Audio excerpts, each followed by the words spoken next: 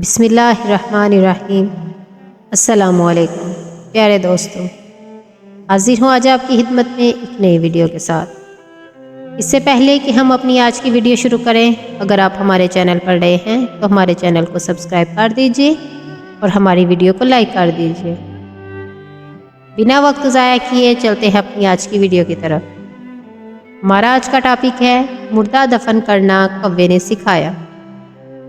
جب قابیل نے حابیل کو قتل کر دیا تو چونکہ اس سے پہلے کوئی آدمی مرا ہی نہیں تھا، اس لیے قابیل حیران تھا کہ بھائی کی لاش کا کیا کروں۔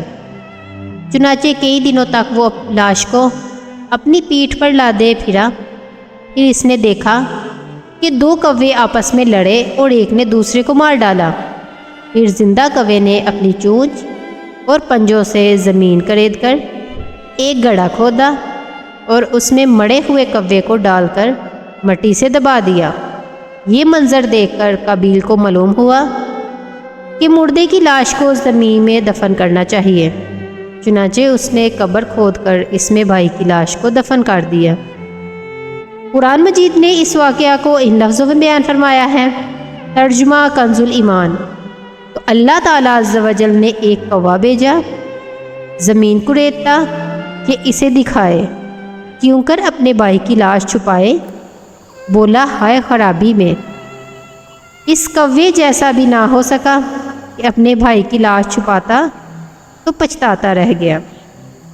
اس واقعہ سے سبق ملتا ہے کہ آدمی علم سیکھنے میں چھوٹے سے چھوٹے استاد یہاں تک کہ کوے کا بھی محتاج ہے۔